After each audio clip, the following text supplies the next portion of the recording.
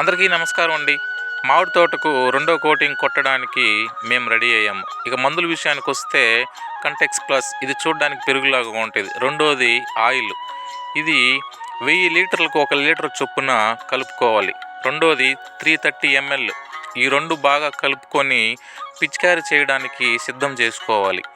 ఇక ఈ మందులే ఎందుకు పిచికారీ చేయాలని వస్తే వీటి వల్ల ఉపయోగం ఏంటంటే, ఇప్పుడు ఈ పూత ఉన్న దశలో తెల్ల పురుగు, బంక, పేనులాగా ఎక్కువ ఈ పూత దశలో వచ్చే అవకాశం ఉంటుంది.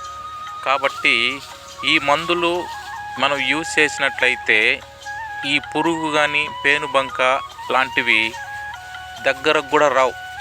ఇక ఏ విధంగా ఈ పూత దశలో పిచికారీ చేసుకోవాలంటే, పూత బాగా విచ్చుకున్నది కాబట్టి మనము కొంచెం నిదానంగా స్ప్రే చేసుకున్నట్లయితే పూత రాలకుండా మనకు పిందులు ఏర్పడేదానికి అవకాశం ఉంటుంది.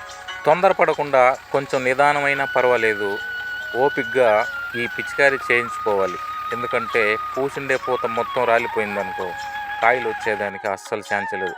చూడండి, ఈ విధంగా మనకు దగ్గరుండి స్ప్రే చేయించుకున్నట్లయితే పూత రాలదు. పూత రాలకుండా ఉన్నదంటే కాయ ఆటోమేటిక్గా మనకు కాయ వస్తుంది.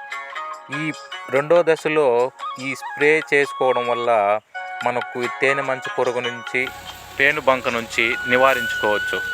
కాకపోతే ఇప్పుడు క్లైమేట్ కూడా ఎక్కువ మంచు కురవడం వల్ల కొంచెం బంక అనేది వచ్చేదానికి చాలా అవకాశం ఉన్నది.